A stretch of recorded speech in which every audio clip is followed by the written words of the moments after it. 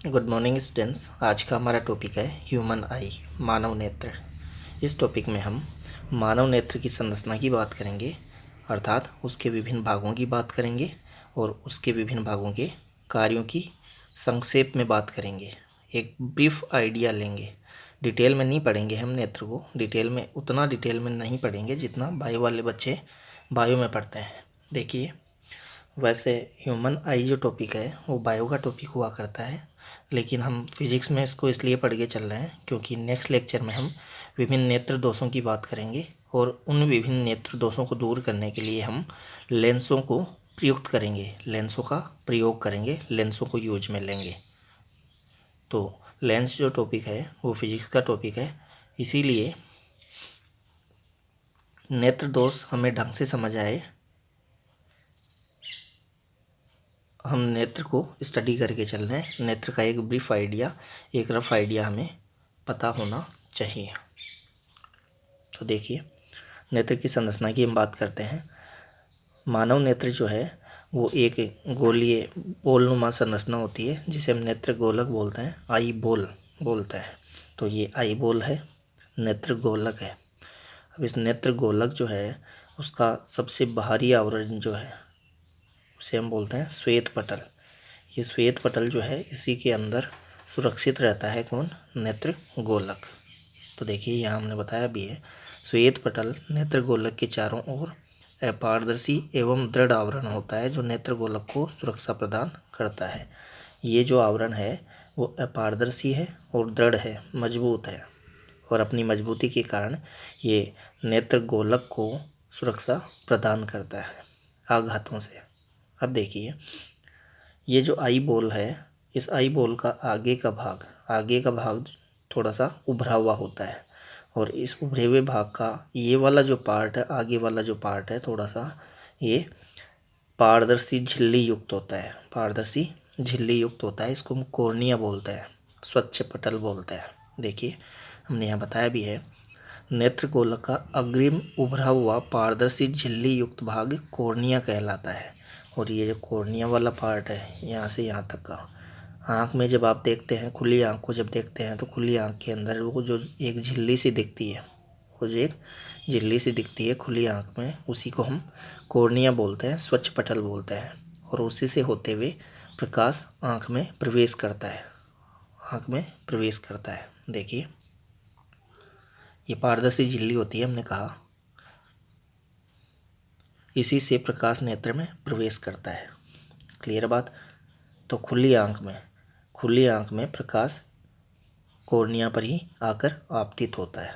फिर देखिए, कॉर्निया हमने पारदर्शी झिल्ली बताई है, तो इस पारदर्शी झिल्ली से वो अंदर प्रवेश करेगा, लेकिन जितना कॉर्निया पर प्रकाश आपतित होता है पूरा का पूरा नेत्र के अंदर प्रविष्ट नहीं हो पाता है, क्योंकि ये जो कॉर्निया है इसके ठीक पीछे एक अपारदर्शी स्क्रीन रहती है, एक ओपेक स्क्रीन रहती है, अपारदर्शी पर्दा रहता है। देखिए, ये हमने प्रदर्शित किया है इधर भी और इधर भी। कॉर्निया के पीछे एक अपारदर्शी पर्दा होता है जिसे हम आइरिस या परितारिका बोलते हैं, सॉरी। तो ये अपारदर्शी पर्दा है। इस पर्दे के मध्य में केंद्रीय भाग में सेंटर पर एक छोटा सा छिद्र रहता है। अब ये छिद्र जो है इसका साइज फिक्स नहीं रहता है। ये पर्दा जो है, ये आइरिस जो है, आइरिस को मैं पर्दा बोल के चल रहा हूँ, ये पर्दा फैलकर या सिकुड़कर अपने केंद्रीय छिद्र के आकार को छोटा या बड़ा करता है। किसके अनुसार? आँख के अंदर प्रवेश करने वाले प्रकाश की तीव्रता के अनुसार। ज़्यादा तीव्रता का प्रकाश अगर आँख में प्रवेश कर रहा है तो ये जो बीच वाला छिद्र है, जिसको हम तारा या पुतली बोलते हैं, इंग्लिश में इसका नाम है प्यूपिल। प्यूपिल किसको बोला मैंने? ये जो आइरिस है, इस आइरिस के केंद्रीय भाग में जो छिद्र है, जो होल है, उसको हम तारा या पुतली बोलते हैं। और ये तारा या पुतली जो है, इसी के अंदर से प्रकाश गुजरते हुए नेत्र में प्रवेश करता है। इस तारा या पुतली के साइज पे डिपेंड करेगा कि कितना प्रकाश नेत्र के भीतर प्रवेश करेगा। देखिए, कॉर्निया पर तो प्रकाश आकर आपतित होता है, कॉर्निया पारदर्शी झिल्ली थी। अब कॉर्निया पर जितना प्रकाश आपतित हुआ उतना पूरा प्रकाश नेत्र के भीतर प्रवेश नहीं कर पाता है। नेत्र के भीतर कितना प्रकाश प्रवेश करेगा ये डिपेंड करेगा इस पर, इस तारा या पुतली के साइज पर, इस पुतली के साइज पर। इस पुतली का साइज अगर बड़ा है तो ज़्यादा प्रकाश अंदर प्रवेश करेगा, छोटा है तो कम प्रकाश अंदर प्रवेश करेगा। अब इस तारा या पुतली का साइज भी फिक्स नहीं रहता है, वो प्रकाश की तीव्रता घटने या बढ़ने के बेस पर तारा या पुतली का आकार घटता बढ़ता रहता है। ये जो आइरिस है वो फैलकर या सिकुड़कर अपने केंद्रीय होल के आकार को छोटा या बड़ा कर सकती है।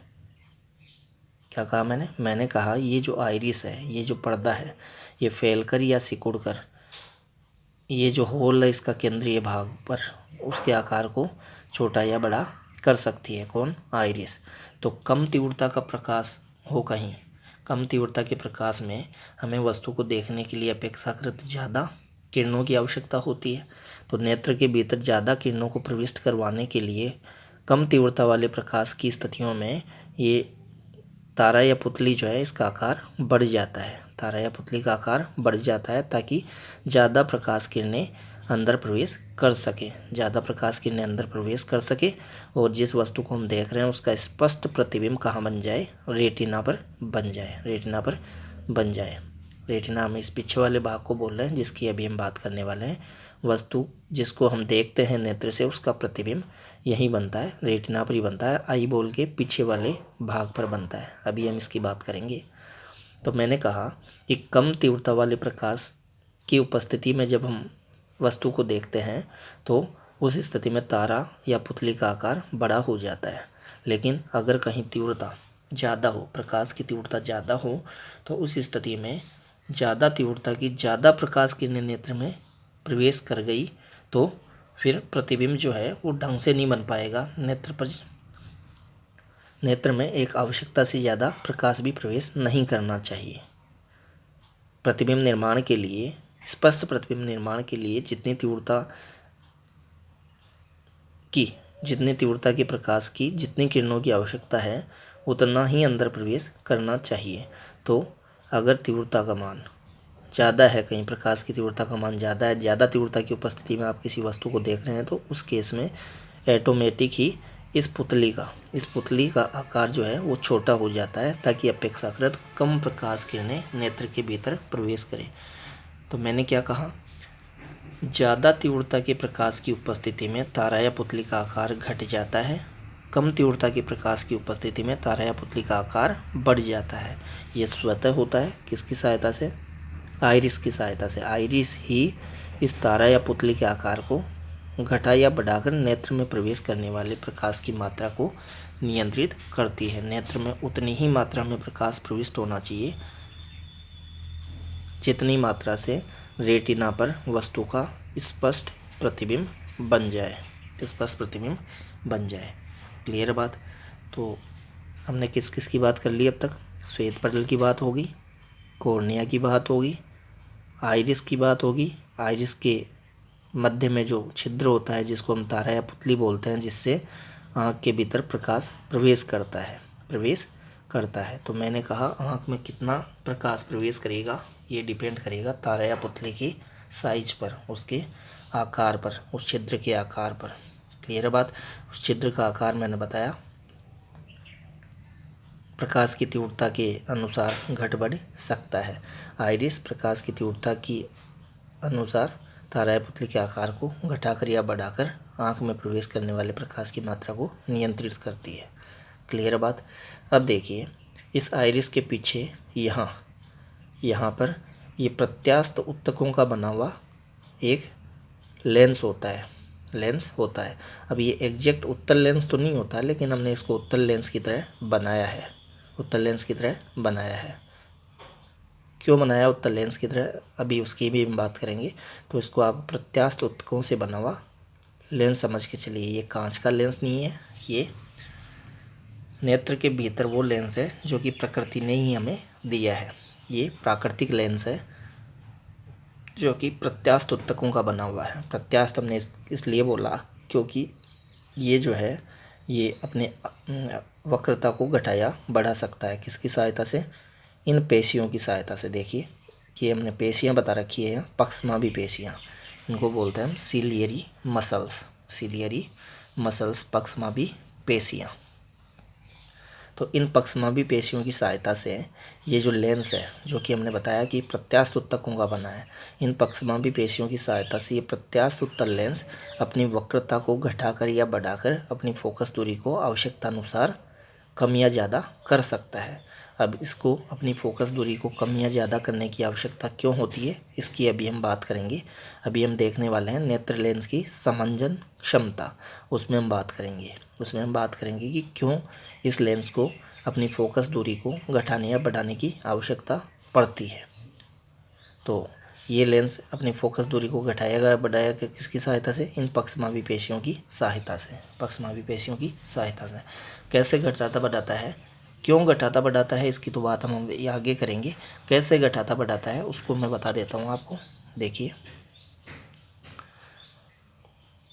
ये पक्षमाभी पेशियाँ बताई है मैंने, ये वाला लेंस मैंने यहाँ बना दिया है, ये वाला मैंने गोला बनाया है, ये गोला इसके इस वक्र पृष्ठ के लिए मैंने ड्रॉ किया है, इस वाले वक्र पृष्ठ के लिए, ताकि मैं इसकी आपको वक्रता त्रिज्या दिखा सकूं। क्लियर बात।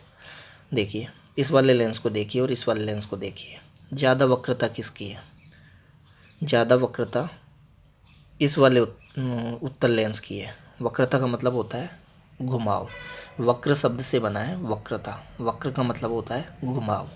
देखिए टर्न जो लग रहा है, घुमाव जो लग रहा है, राउंड जो लग रहा है, इसमें शार्प राउंड है, इसमें शार्प राउंड है, जबकि इसमें राउंड धीरे धीरे है, इसमें वक्रता कम है, इसमें वक्रता कम है, घुमाव कम है, और इसमें वक्रता अचानक है, ज़्यादा है वक्रता। तो जिसकी वक्रता ज़्यादा होगी, अगर लेंस के वक्र पृष्ठ की वक्रता ज़्यादा हो तो उसका ये जो हम गोला बना के चल रहे हैं, इस वाले पृष्ठ के लिए जो गोला ड्रॉ करके चल रहे हैं, काल्पनिक गोला, इसका साइज जो होगा वो छोटा होगा, और इस गोले का साइज छोटा होगा तो हम जानते हैं कि यहाँ से पृष्ठीय बिंदु से, इस पृष्ठीय बिंदु से, जिसको हम इसका ध्रुव बोल सकते हैं, इस ध्रुव से वक्रता केंद्र तक की जो दूरी होती है वो वक्रता त्रिज्या होती है। तो ज़्यादा वक्रता जिस लेंस की होती है उसकी वक्रता त्रिज्या कम होती है। यहाँ देखिए आप, इसकी वक्रता कम है, इसमें घुमाव अपेक्षाकृत कम है, शार्प कर्व नहीं है, इसमें शार्प घुमाव नहीं है, अचानक नहीं है घुमाव धीरे धीरे है। तो जिसमें घुमाव धीरे धीरे होगा उसको हम बोलेंगे इसकी वक्रता कम है, जिसमें घुमाव अचानक होगा उसको बोलेंगे वक्रता ज़्यादा है। अब जिसमें वक्रता ज़्यादा है अभी हमने बताया उसकी वक्रता त्रिज्या कम होगी, और वक्रता त्रिज्या कम होगी तो हम जानते हैं वक्रता त्रिज्या की लगभग आधी ही होती है फोकस दूरी, तो वक्रता त्रिज्या कम है तो उसकी फोकस दूरी भी कम होगी। अब यहाँ देखिए इसमें वक्रता कम है तो इसके लिए, इस वाले पृष्ठ के लिए अगर हम काल्पनिक गोला ड्रॉ करें तो वो ये बनेगा। इट मीन्स इस गोले की साइज इस वाले गोले की साइज से बड़ी है। क्यों? क्योंकि इसकी वक्रता कम है, तो कम वक्रता वाले वक्र पृष्ठ के लिए जो गोला हम खींचें उसका साइज बड़ा होगा, ज़्यादा वक्रता वाले वक्र पृष्ठ के लिए जो हम गोला खींचें उसका साइज छोटा होगा, और साइज छोटा होगा तो त्रिज्या छोटी होगी, त्रिज्या कम होगी तो फोकस दूरी भी कम होगी। यहाँ इस गोले का साइज बड़ा है तो इसकी वक्रता त्रिज्या भी यहाँ से यहाँ तक की जो त्रिज्या है वो भी ज़्यादा होगी, त्रिज्या ज़्यादा है तो फोकस दूरी भी ज़्यादा ही होगी। तो निष्कर्ष क्या निकला? निष्कर्ष ये निकला, आपको माइंड में ये रखना है कि उत्तल लेंस की अगर वक्रता ज़्यादा है तो उसकी फोकस दूरी कम होती है, और अगर वक्रता कम है तो उसकी फोकस दूरी ज़्यादा होती है। वक्रता ज़्यादा होने का मतलब है वक्रता त्रिज्या कम, वक्रता कम होने का मतलब है वक्रता त्रिज्या ज़्यादा। क्लियर बात? वक्रता कम, वक्रता त्रिज्या ज़्यादा, वक्रता ज़्यादा, वक्रता त्रिज्या कम, व्युत्क्रमानुपाती है। इट मीन्स फोकस दूरी जो है वो व्युत्क्रमानुपाती होती है किसके? वक्रता के बोल रहा हूँ मैं, वक्रता त्रिज्या की नहीं बोल रहा। वक्रता त्रिज्या की तो फोकस दूरी समानुपाती ही है, ये कम तो ये भी कम, ये ज़्यादा तो ये भी ज़्यादा, लेकिन ये देखिए ये ज़्यादा है ये कम है, तो वक्रता के व्युत्क्रमानुपाती है कौन? फोकस दूरी। तो लेंस की वक्रता अगर ज़्यादा है तो फोकस दूरी कम होगी, वक्रता कम है तो फोकस दूरी ज़्यादा होगी। अब देखिए कि ये जो पक्षमापी पेशियाँ हैं इनकी सहायता से ये लेंस जो है, नेत्र लेंस बोल रहे हैं हम इसको, ये जो नेत्र लेंस है जो कि अभी हमने बताया कि प्रत्यास्थ ऊतकों का बना है, ये फेल सिकुड़ सकता है। फेल सिकुड़ने का मतलब यही है, ये देखिए अपनी वक्रता को घटा भी सकता है और वक्रता को बढ़ा भी सकता है। किसकी सहायता से? इन पक्षमापी पेशियों की सहायता से फेल कर या सिकुड़ कर।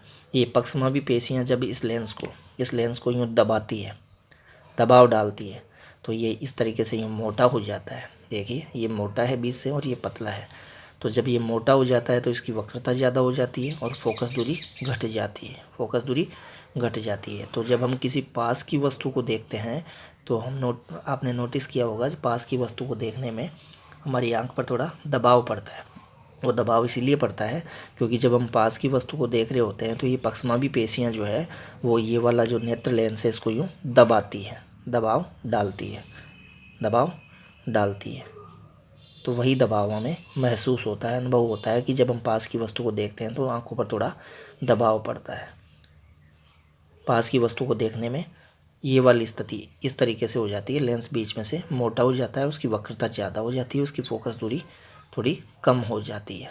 लेकिन जब हम दूर की वस्तु को देख रहे होते हैं, अनंत की वस्तु को देख रहे होते हैं, तो अनंत की वस्तु को जब देख रहे होते हैं तो आपने नोटिस किया होगा हमारी आंखों पर दबाव न के बराबर होता है, दबाव नहीं होता है, हमारी आंखों पर दबाव नहीं पड़ता है।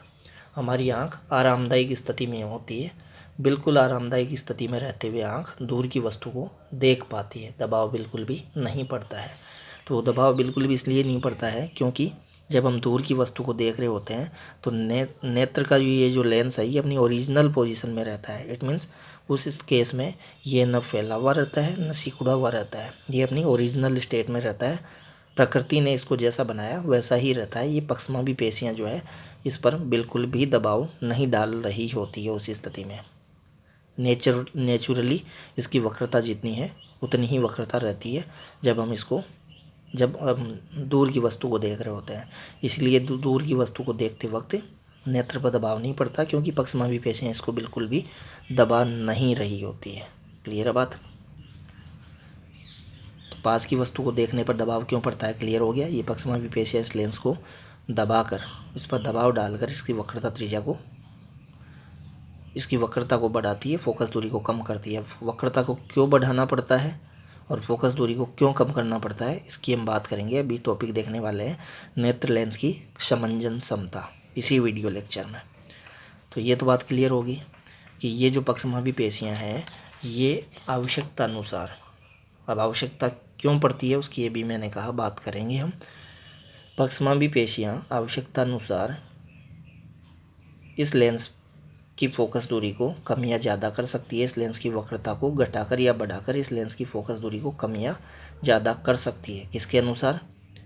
कि हमें नेत्र से कितनी दूरी के बिंब को देखना है, नेत्र से कितनी दूरी पर है वस्तु जिसे कि हमें देखना है, उस पर डिपेंड करेगा कि पक्षमापी पेशियाँ इस लेंस पर कितना दबाव डालेगी या दबाव नहीं डालेगी। अभी मैंने कहा कि नेत्र से अनंत दूरी पर है कोई वस्तु, दूरस्थ वस्तु को देखने के लिए पक्षमापी पेशियों को कोई दबाव नहीं डालना पड़ता है नेत्र लेंस पर। नेत्र लेंस अपनी ओरिजिनल स्टेट में सामान्य अवस्था में रहता है, उस पर दबाव बिल्कुल भी नहीं पड़ता है। इसीलिए अभी मैंने कहा था कि दूरस्थ वस्तु को देखने के लिए, अनंत वाली वस्तु को देखने के लिए आँख पर कोई दबाव नहीं पड़ता है क्योंकि पक्षमापी पेशियाँ बिल्कुल भी दबाव नहीं डाल रही होती उस स्थिति में लेंस पर। जबकि पास वाली, जैसे जैसे हम पास लाते जाते हैं वस्तु को नेत्र के, जैसे जैसे वस्तु हमारी ओर आती जाती है वैसे वैसे पक्षमापी पेशियाँ जो है वो इस लेंस पर दबाव डालती जाती है, इसकी वक्रता को बढ़ाती जाती है, इसकी फोकस दूरी को कम करती जाती है, जिससे लेंस पर दबाव बढ़ता जाता है। इसीलिए हमें अनुभव होता है कि जब हम पास वाली वस्तु को देखते हैं तो आँख पर थोड़ा दबाव पड़ता है, और जितनी ज़्यादा पास लाएंगे आप वस्तु को नेत्र के, दबाव बढ़ता चला जाएगा।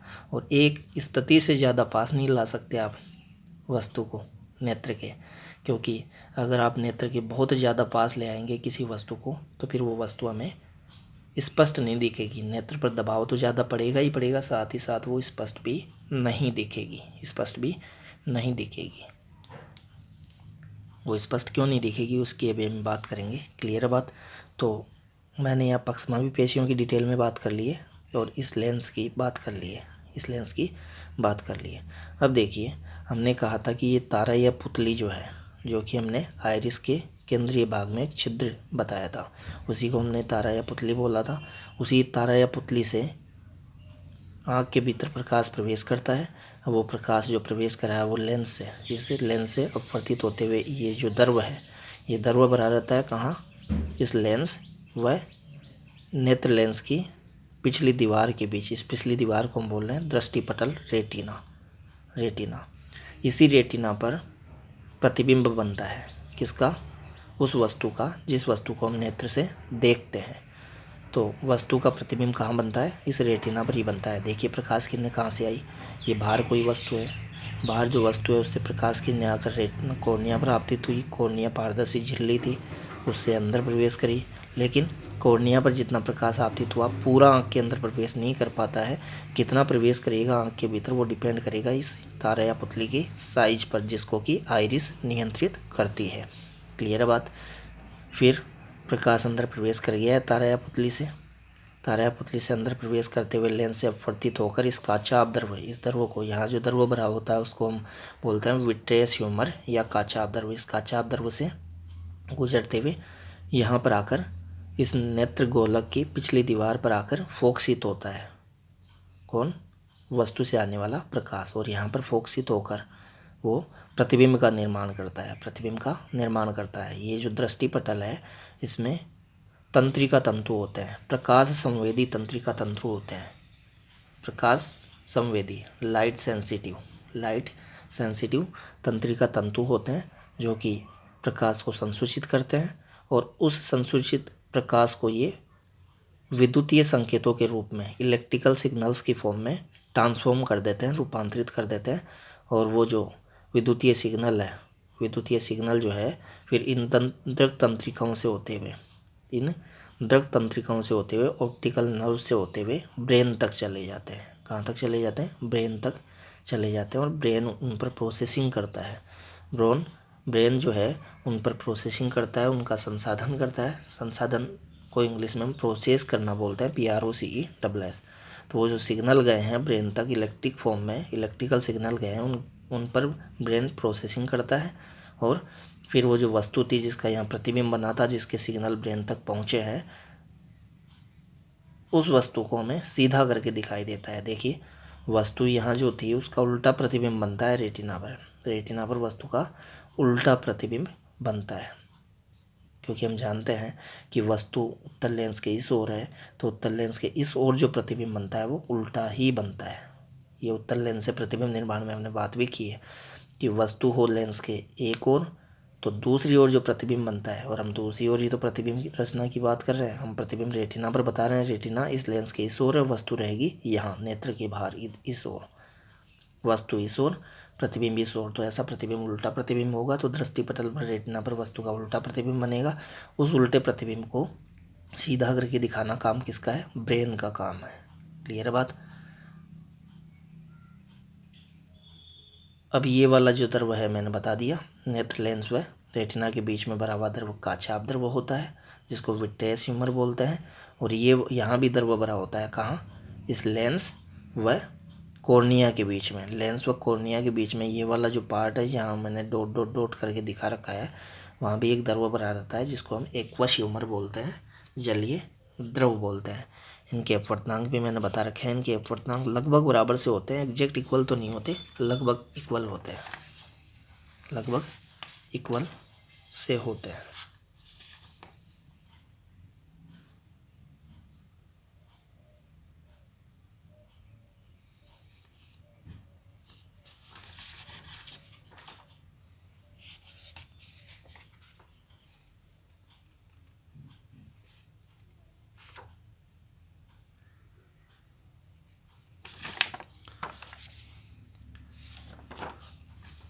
अब देखिए यहाँ नेत्र की क्रियाविधि की बात है, कार्यविधि की बात है कि नेत्र से हम कैसे किसी वस्तु को देखते हैं।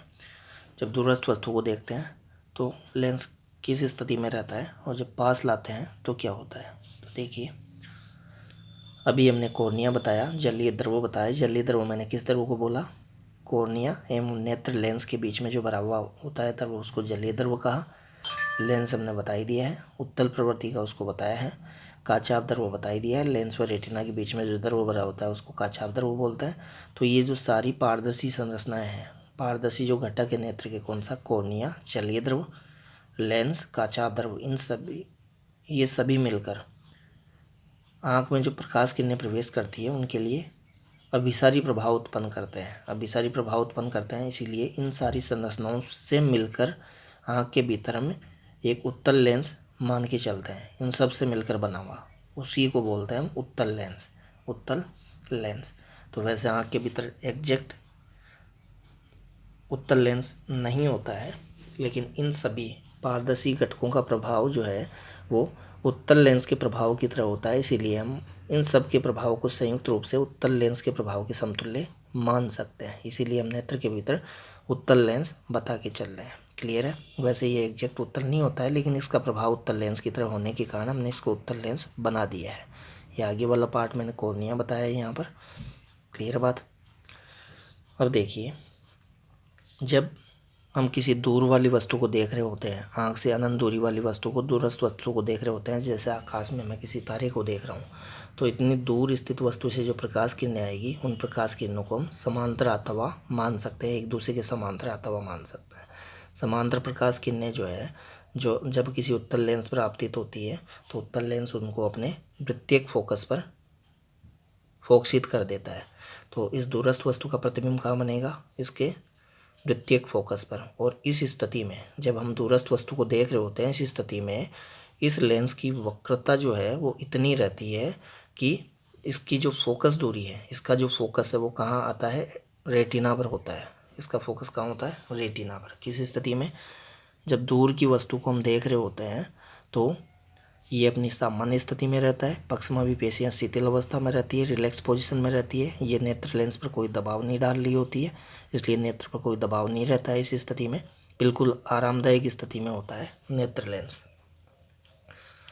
और इस लेंस की फोकस दूरी इस स्थिति में, जब हम अनंत वाली वस्तु को देख रहे होते हैं, इस स्थिति में इस लेंस की फोकस दूरी जो है वो इस लेंस से रेटिना की जो दूरी है उसके बराबर ही रहती है। इसीलिए अनंत से आने वाली समांतर प्रकाश किरणें रेटिना पर ही फोकसित होती है, क्योंकि मैंने क्या कहा कि जब हम अनंत की वस्तु को देख रहे होते हैं तो इस लेंस की फोकस दूरी, इस लेंस की वक्रता इतनी रहती है कि इसकी फोकस दूरी यहाँ से रेटिना तक की जो दूरी है उसके इक्वल रहती है। लेकिन जब हम वस्तु को, यहाँ तो अनंत पर पड़ी थी वस्तु, दूर वाली वस्तु थी, आँख के लिए दूर बिंदु हमने अनंत पर बताया है। दूर बिंदु हम उस बिंदु को बोल रहे हैं जहाँ तक नेत्र से अधिकतम दूरी पर स्थित वह बिंदु जहाँ पर स्थित वस्तु को नेत्र स्पष्ट देख पाता है उसको हम दूर बिंदु बोलते हैं, फार पॉइंट बोलते हैं, कैपिटल एफ से डिनोट करा है। फिर वस्तु को हम जब नेत्र के पास की ओर लाते हैं, नेत्र के पास की ओर लाएंगे तो देखिए क्या होगा। उत्तल लेंस का आपको आइडिया होना चाहिए कि अनंत वाली वस्तु को जब देख रहे थे तो अनंत वाली वस्तु का तो प्रतिबिंब फोकस पर बन गया, लेकिन जब वस्तु को हम अनंत व 2f डेज के बीच में लाते हैं, इट मीन्स लेंस की ओर शिफ्ट करते हैं, नेत्र की ओर, ये नेत्र का लेंस समझिए आप, नेत्र की ओर शिफ्ट करेंगे वस्तु को तो प्रतिबिंब जो है वो फोकस के पीछे बनेगा, फोकस के पीछे बनेगा, द्वितीयक फोकस के पीछे। तो अगर हम वस्तु को पास लाएं और अब भी इस लेंस का फोकस यहीं रहे, अगर इस लेंस ने अपनी संरचना को चेंज नहीं किया, अपनी वक्रता को घटाया नहीं, वक्रता को बढ़ाया नहीं, तो इसका फोकस अब भी यहीं रहेगा। तो जैसे ही हम वस्तु को पास लाते हैं, पक्षमावी पेशियों की सहायता से ये लेंस जो है वो अपनी वक्रता को बढ़ा देता है और वक्रता को बढ़ाकर अपनी फोकस दूरी को घटा लेता है। तो फोकस दूरी को घटाने के कारण अब इसका फोकस रेटिना पर न होकर यहाँ आ जाता है, यूँ समझ के चलिए काचाभ द्रव में कहीं आ गया। तो काचाभ द्रव में आ गया तो अभी हमने कहा कि उत्तल लेंस के पास जब वस्तु को लाते हैं तो प्रतिबिंब फोकस से इधर हो गया था। देखिए अभी हमने बताया कि फोकस से इधर प्रतिबिंब बनेगा। तो फोकस से इधर बनने के लिए अब आवश्यक है कि फोकस रेटिना पर नहीं होना चाहिए, रेटिना के थोड़ा इस ओर आ जाना चाहिए ताकि प्रतिबिंब अब भी रेटिना पर बने। तो अगर फोकस इसका यहाँ आ जाए तो प्रतिबिंब अब भी यहाँ रेटिना पर बन जाएगा। तो पास की वस्तु का प्रतिबिंब रेटिना पर ही बने, और प्रतिबिंब रेटिना पर ही बनना चाहिए क्योंकि रेटिना में ही प्रकाश संवेदी तंत्रिकाएँ होती है, प्रकाशिक तंतु होते हैं, तंत्रिका तंतु होते हैं, वही सिग्नल ले जाएंगे ब्रेन तक। तो प्रतिबिंब रेटिना पर ही बनना चाहिए, चाहे वस्तु दूर हो चाहे पास हो। तो दूर वाली वस्तु का तो वैसे ही प्रतिबिंब रेटिना पर बन जाता है, क्योंकि दूर वाली वस्तु को जब देखते हैं तो इसकी फोकस दूरी यहाँ से यहाँ तक की जो दूरी है, रेटिना तक की दूरी है, उसकी इक्वल ही रहती है। लेकिन जब वस्तु को पास लाते हैं तो ये अपनी वक्रता को बढ़ाकर अपनी फोकस दूरी को घटाता है। फोकस दूरी को घटाकर मान लीजिए फोकस को यहाँ कर लिया इसने, तो फोकस को यहाँ कर लिया, तो फोकस के पीछे प्रतिबिंब बनेगा, तो वो भी रेटिना पर बन जाएगा। क्लियर बात। इसी को हम नेत्र लेंस की समंजन क्षमता बोलते हैं, कि पक्षमापी पेशियों की सहायता से लेंस अपनी वक्रता को घटाकर या बढ़ाकर, चाहे वस्तु दूर हो चाहे वस्तु पास हो, प्रतिबिंब कहाँ फोकसित करता है, प्रतिबिंब कहाँ बनाता है, रेटिना पर ही बनाता है और हमें स्पष्ट दिखलाता है। तो वस्तु की स्थिति के अनुसार ये सारी बातें हमने यहाँ बता रखी है। आप वीडियो को पॉज करके रीड कर सकते हैं, सारी बातें मैंने यहाँ बता दी है। नेत्र लेंस की समंजन क्षमता बता दी है। इसी क्षमता को हम समंजन क्षमता बोलते हैं, कि वस्तु पास हो चाहे दूर हो, वो जो नेत्र लेंस है पक्षमापी पेशियों की सहायता से अपनी वक्रता त्रिज्या को, अपनी वक्रता को घटाकर या बढ़ाकर, फोकस दूरी को घटाकर या बढ़ाकर प्रतिबिंब हमेशा ही कहाँ बनाता है, रेटिना पर ही बनाने की क्षमता रखता है। उसी को समंजन क्षमता बोलते हैं। क्लियर है बात। अभी यहाँ हमने वो सारी बातें बताई है जो मैं बता चुका हूँ। यहाँ मैंने जलीय द्रव और काचाप द्रव का अपर्धांक बता दिया। देखिए थोड़ा सा अंतर है, ये 1.3 ये 1.4 है। रीड कर लीजिएगा आप इनको। ये दूर बिंदु निकट बिंदु की बात थी। दूर बिंदु हम किसको बोल रहे हैं? स्वस्थ नेत्र के लिए दूर बिंदु अनंत पर होता है। मैंने बताया दूर बिंदु उस बिंदु को बोलते हैं। नेत्र से अधिकतम दूरी पर स्थित वह बिंदु जिस पर स्थित वस्तु को नेत्र स्पष्ट देख पाता है, दूर बिंदु बोलते हैं। स्वस्थ नेत्र के लिए अनंत पर होता है। दोषयुक्त नेत्र के लिए अनंत पर नहीं होता, अनंत से थोड़ा पहले ही होता है। निकट बिंदु किस बिंदु को बोलते हैं? निकट बिंदु उस बिंदु को बोलते हैं नेत्र के अधिकतम निकट स्थित, ज़्यादा से ज़्यादा निकट स्थित वह बिंदु जिस पर स्थित बिंब को नेत्र स्पष्ट देख पाता है, रेटिना पर फोकसित कर पाता है। स्वस्थ नेत्र के लिए ये दूरी 25 सेंटीमीटर होती है। 25 से ज़्यादा पास आप बिंब को ले आएंगे तो फिर वो स्पष्ट नहीं दिखेगा। क्यों? क्योंकि नेत्र लेंस की अपनी वक्रता को समंजित करने की, वक्रता को कम ज़्यादा करने की भी एक क्षमता होती है। इससे ज़्यादा पास अगर आप बिंब को ले आएंगे तो अब अपनी वक्रता को ये नेत्र लेंस नहीं बढ़ा पाएगा, अब अपनी फोकस दूरी को कम नहीं कर पाएगा, तो अब प्रतिबिंब वो रेटिना पर नहीं बना पाएगा। अगर आप बिंब को और ज़्यादा पास ले आएंगे तो वो फिर वस्तु स्पष्ट नहीं दिखेगी। तो इसको हम बोल रहे हैं निकट बिंदु, इसको हम बोल रहे हैं दूर बिंदु। दूर बिंदु अनंत पर स्वस्थ नेत्र के लिए, निकट बिंदु 25 सेंटीमीटर पर। एवरेज वैल्यू लिया है हमने ये सभी के लिए 25 सेंटीमीटर पर। इसको हम स्पष्ट दृष्टि की न्यूनतम दूरी भी बोलते हैं। कैपिटल डी से इसको डिनोट करते हैं। ये सारी बातें मैंने यहाँ लिख रखी है। वीडियो को पॉज करके आप रीड कर सकते हैं, सारी बातें मैंने समझा दी है। निकट बिंदु है, दूर बिंदु है, दृष्टिप्रास। स्वस्थ नेत्र के लिए दृष्टिप्रास कहाँ से कहाँ तक हुई? अनंत से लेकर, नेत्र से अनंत दूरी से लेकर नेत्र से 25 सेंटीमीटर दूरी के बीच की जो रीजन है उसी को हम नेत्र की, स्वस्थ नेत्र की दृष्टिप्रास बोलते हैं। लेकिन अगर नेत्र में कोई दोष उत्पन्न हो जाए तो या तो नेत्र का निकट बिंदु नेत्र से थोड़ा दूर शिफ्ट हो जाता है, या दूर बिंदु नेत्र के थोड़ा पास शिफ्ट हो जाता है, तो दृष्टिप्रास कम हो जाती है, जिसकी हम नेक्स्ट लेक्चर में बात करेंगे विभिन्न दृष्टि दोषों में। क्लियर है? वीडियो को पॉज करके आप रीड कर लीजिएगा सारी वीडियो को, सारी बातें मैंने बता दी है। तो ये हमारा टॉपिक कंप्लीट होता है। Thank you.